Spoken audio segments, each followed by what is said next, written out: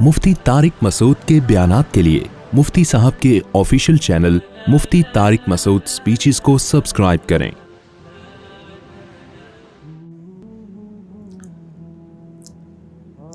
ग़ज़वा तबूक का भी तज़किरा है, ग़ज़वा हुनैन का भी तज़किरा है।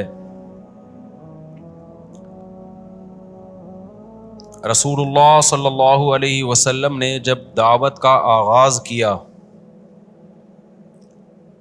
तो आप तन्हा थे, अकेले थे। मक्का में आप सल्लल्लाहु अलैहि वसल्लम ने लोगों को तौहीद की दावत दी कि इन पत्थरों के बने हुए बुतों को मत पूजो, तुम्हें बनाने वाला एक खुदा है, तुमने उसी के पास लौट कर जाना है और हम उसके ग़ुलाम हैं। ये इस्लाम का बुनियादी दावा है। जो इस्लाम के अलावा जितनी क़ुव्वतें हैं, जितनी ताकतें हैं, वो इंसानों को स्टेट का, रियासत का ग़ुलाम बनाती हैं, इंसानों का ग़ुलाम बनाती हैं, लेबल आज़ादी का लगाती हैं। दुनिया में खूब समझ लो, आज़ाद कोई भी नहीं है। इधर तवज्जो रखनी है ज़रा मेरी तरफ, और बच्चों तुम लोग चुप करके बैठ जाओ, ठीक है? क्या नाम है तुम्हारा? तुम्हारा नाम क्या है? हमजा। क्या बोल रहा है? खिजर। खिजर उर्फ छिटांकी। छिटांकी से है ना इतना सा। तो ये इस्लाम का बुनियादी दावा है कि हम किसके गुलाम हैं? अल्लाह के। हमने अल्लाह से पूछ के जिंदगी गुजारनी है। अख्पल तरीके से हमें जिंदगी गुजारने की इजाजत नहीं है। दो ही नजरिए, या इधर हो जाओ या उधर हो जाओ। समझ रहे हो? या तो आज़ाद हो, और आज़ाद कोई भी नहीं है। कोई मुल्की कवानीन का पाबंद है, कोई ख़ानदान का पाबंद है। आज़ाद तो एक लेबल है, दुनिया में आज़ाद कोई भी नहीं होता। तो हम अल्लाह के ग़ुलाम हैं, ये पैगंबरों का मुश्तरका दावा है। हमने किसकी ग़ुलामी करनी है? अल्लाह की। लेकिन आपको पता है, जब भी ये नारा लगाया जाता है ना, बहुत से लोगों के मफाद पे ज़द पड़ती है, वो डिस्टर्ब होते हैं, क्योंकि इसमें आप लोगों को कल्चर से भी निकालते हो। आप जिना पे पाबंदियां लगाते हो, आप शराब को हराम करार देते हो, आप तौहीद के अलमबरदार बन जाते हो। तो बहुत से लोगों की इससे दुकानें बंद होती हैं, मंजन बिकना बंद हो जाते हैं। जब भी हक आता है तो बातिल के रास्ते में वो हक रुकावट बनता है। तमाम पैगंबरों के साथ ऐसा हुआ। हम इंशाअल्लाह आगे पैगंबरों के वाक़यात आएंगे तो पढ़ते रहेंगे कुरान में। हमारे नबी सल्लल्लाहु अलैहि वसल्लम के साथ भी ऐसा हुआ। अल्लाह ताला का हुक्म यह है, अल्लाह की आदत यह है कि मोजज़े दिखाने वाली ज़ात अल्लाह की ज़ात है। अल्लाह ने हमें जो पाबंद बनाया, वो असबाब का पाबंद बनाया है कि तुमने ग्राउंड रियलिटी को सामने रख कर पॉलिसियां बनानी हैं। खूब अच्छी तरह खोपड़ी में बिठा लें ये बातें। आज दीनदारों की खोपड़ी काम करती नहीं है। मसला ये है, माजरत के साथ इफरात और तफरीत का शिकार हैं हम लोग। मोजज़ा किसे कहते हैं इसको समझो। एक होता है मोजज़ा, एक है करामत। दोनों की जो मुश्तरका तारीफ है ना, वो ये है ख़वारिक़ आदत। मुश्किल टर्म है, गाढ़ी टर्म है, अभी समझा रहा हूं, घबराएं नहीं। ख़वारिक़ आदत, खारिक, खर्क कहते हैं फाड़ना किसी चीज को। ख़वारिक़, खारिक की जमा। आदत का मतलब जो एक यूजुअली जो काम हो रहा है ना, नॉर्मली जो काम हो रहा है, उससे हटके कोई काम हो जाए। मिसाल के तौर पर आग का काम क्या है? सबने बोलना है जोर से, जलाना। बंदा आग में फेंका, जल ही नहीं रहा।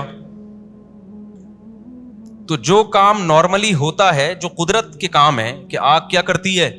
जलाती है। लेकिन इस दफा आग में फेंका और कोई केमिकल भी नहीं लगा हुआ उसमें।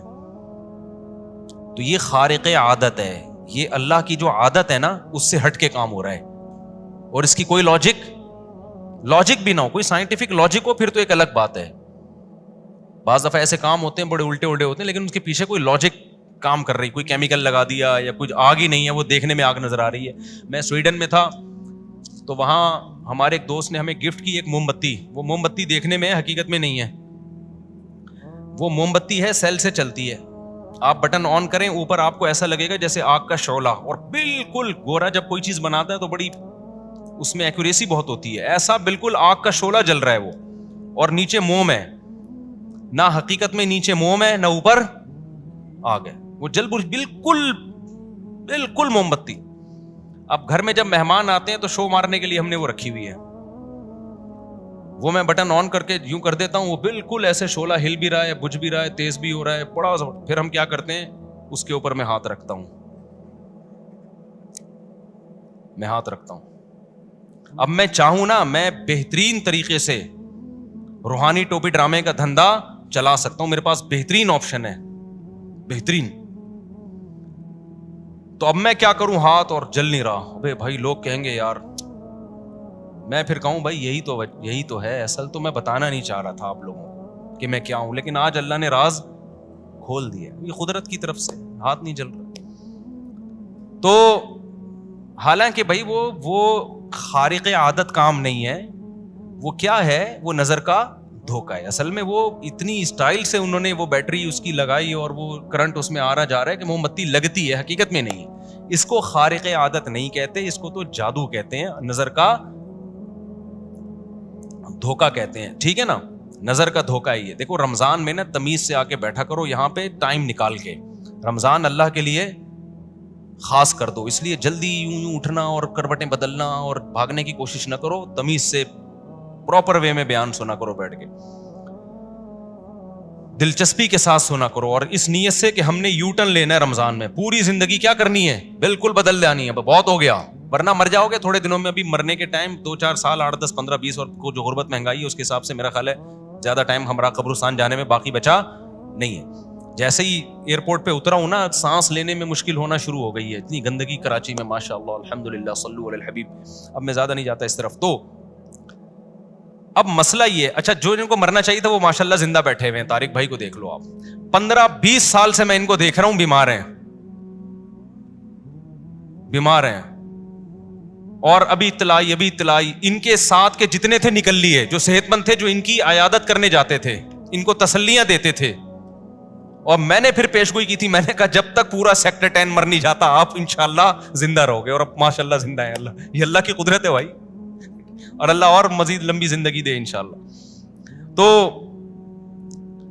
اب کیا ہے, یہ عمل کہلاتا ہے خوارق عادت. خوارق عادت یہ موم بتی والا نہیں, حقیقت میں آگ ہو, کوئی کیمیکل بھی نہ لگا ہوا ہو, پھر بھی انسان نہ جلے. اس کام کو سائنسدان نہیں مانیں گے کبھی بھی, سائنس انکار کرے گی, ایسا پاسبل نہیں ہے. لیکن یہ کون کر سکتا ہے, خدا. کیوں, جو کائنات کو پہلی مرتبہ پیدا کر سکتا ہے جب کچھ بھی نہیں تھا. اس وقت تو کچھ بھی نہیں تھا نا, تو اس کا مطلب اس کے کلمہ کن میں اتنی طاقت ہے کہ یفعل ما یشاء, وہ جو چاہتا ہے کر گزرتا ہے. پہلی مرتبہ ہر چیز کو اپنی قدرت سے پیدا کی, اس کا مطلب وہ لاجک کا اور سبب کا محتاج نہیں ہے. یہ اللہ کے بارے میں بات ہو گئی. مخلوق یعنی میں اور آپ, ہم کچھ بھی کریں گے نا تو ہم سبب کے محتاج ہیں. ہم اگر پیاس بجھانا چاہتے ہیں تو ہمارے کلمہ کن میں وہ طاقت نہیں ہے کہ ہم کلمہ کن کی طاقت سے پیاس بولو بجھا دیں. ہمیں چلنا پڑے گا, پانی نکالنا پڑے گا, پینا پڑے گا, آخر میں الحمدللہ کہیں, کچھ کہتے ہیں کچھ نہیں کہتے, ایسے نہیں پیاس بجھے گی ہماری. تو یاد رکھو دینداروں نے یہ کر دیا ہے کہ جو اللہ کے کام ہیں وہ اپنے ذمے رکھ لیے ہیں, جو اپنے کام ہیں وہ کس کے ذمے ڈال دیے ہیں, اللہ کے. تو پوری غزوہ تبوک اور سورہ انفال جو آج ہم نے پڑھی ہے اس سے یہی سبق ہمیں ملتا ہے کہ جو انسانوں کے کام ہیں وہ انسان کرے گا, جو اللہ کے کام ہیں وہ کس پہ چھوڑے جائیں گے, وہ اللہ پہ. وہ آپ نے نہیں کرنے ہیں, وہ اللہ کی مرضی جب چاہے کرے. اب اسی میں یہ سمجھ لو, یہ جو معجزے اور کرامت ہے نا, یہ کہتے ہیں خوارق عادت, عادت سے ہٹ کے کوئی کام ہو جائے. تو کبھی یہ پیغمبر کے ہاتھ پہ ہوتا ہے, کبھی یہ کام ولی اللہ کے ہاتھ پہ ہوتا ہے, اولیاء کے ہاتھ پہ بھی ہوتا ہے اور ہوتا رہے گا قیامت تک. اس کی کوئی دلیل نہیں ہے کہ اب کرامتوں کا دروازہ بند ہو گیا, ناممکن ہے. یہ دعویٰ جہالت ہے. اس پر پوری امت کا اجماع ہے کہ جیسے پیغمبر کے ہاتھ پہ معجزے ہوتے ہیں, ایسے ہی اولیاء اللہ کے ہاتھ پہ کرامتیں ظاہر ہوتی ہیں. کوئی جاہل آدمی کرامت کا انکار کرے وہ جاہل ہے ایک نمبر کا. اس کا شرک سے کوئی تعلق نہیں ہے بلکہ یہ عین توحید ہے. توحید اس لیے ہے کہ کرامت کا ولی اللہ کے ہاتھ پہ جاری ہوتی ہے, لیکن جاری کرنے والا کون ہوتا ہے؟ اللہ ہوتا ہے. تو یہ تو اللہ کی قدرت ہے, ولی کی قدرت تھوڑی ہے. کرامت جب شرک ہوگی جب ہم کہیں یہ ولی کا اپنا کام ہے, اس کی اپنی طاقت اور قدرت ہے, اپنی تھوڑی ہے. حضرت مریم کو بغیر شوہر کے بیٹا مل گیا, یہ حضرت مریم کی کرامت تھی. یہ شرک اس لیے نہیں ہے کہ یہ کام کرنے والا کون ہے؟ اللہ ہے. لوگ کہتے ہیں اس کا تو قرآن میں تذکرہ ہے اس لیے ہم مان لیتے ہیں. تو قرآن میں تذکرہ سے کیوں مان لیتے؟ کیا شرک قرآن کے کہنے سے مان لو گے؟ ظاہر ہے قرآن شرک کو پروموٹ نہیں کرتا. قرآن سے اس لیے مانتے ہیں کہ قرآن یقینی چیز ہے.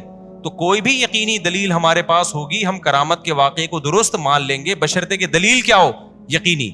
اب شریعت ہی نے ہمیں بتایا ہے کہ اگر کوئی صادق نیک آدمی آپ کو خبر دیتا ہے, مستند آدمی خبر دیتا ہے, تو اس خبر کو آپ کو درست ماننا پڑے گا. اگر کسی ولی کی کرامت کی خبر آپ تک مستند ذرائع سے پہنچی ہے, چاہے وہ قرآن نہ بھی ہو, ذریعہ مستند ہو, تو پھر آپ کو اس کو ماننا پڑے گا. پھر یہ کہنا یہ منجن اور یہ دکانیں اور یہ بزرگوں کی دکانیں چل رہی ہیں, جہالت کی علامت ہے. سمجھتے ہو کہ نہیں سمجھتے ہو؟ ایسے بہت سارے اکابر کو, ہمارے بھی اکابر گزرے ہیں, بہت سارے علماء میں بہت سارے گزرے ہیں جن کی عجیب عجیب, ہمارے شیخ حضرت مفتی رشید احمد صاحب رحمہ اللہ کی عجیب کرامتیں ہیں کچھ, لیکن ہم ان کو بیان نہیں کرتے, کوئی فائدہ نہیں ہے. اصل تو شریعت کو فالو کرو, لیکن انکار کر دینا کہ مانتا ہی نہیں ہوں میں, تو یہ جہالت کی علامت ہے. ہاں مستند ذریعہ اگر نہ ہو تو اس فیلڈ میں پھینکو بھی بہت بڑے بڑے پڑے ہوئے ہیں جو کرامتوں کے منجن بکتے ہیں باقاعدہ, تو وہ جاہل لوگ اس کو نقل کر رہے ہوتے ہیں. مستند ذریعہ سے ہوگا تو مانا جائے گا, مستند ذریعہ نہیں ہے تو نہیں مانا جائے گا, اس کو رد کر دیا جائے گا. جیسے میں بار بار بتاتا ہوں, شہداء کے خون کی خوشبو میں نے خود اپنی ناک سے ایک بار نہیں کئی بار سونگھی ہے. اب آپ کہو کہ میں نہیں مانتا, یہ اپنے بزرگوں کے منجن بیچتے ہیں. بہت سے ہمارے بزرگ شہید ہوئے ہیں, ان کے خون میں خوشبو تھی, تو کہتے ہیں یہ اپنے بزرگوں کے منجن بیچتے ہیں. تو بھائی آپ آپ کیوں انکار کر رہے ہو؟ اگر آپ میرا جھوٹا ہونا ثابت کر دو پھر تو ٹھیک ہے, جب ثابت نہیں ہے تو آپ بلا وجہ کیوں انکار کر رہے ہو؟ یہ تو ضد اور ہٹ دھرمی ہے. یا تو آپ کہو کرامت ہو ہی نہیں سکتی, تو پھر تو ٹھیک ہے.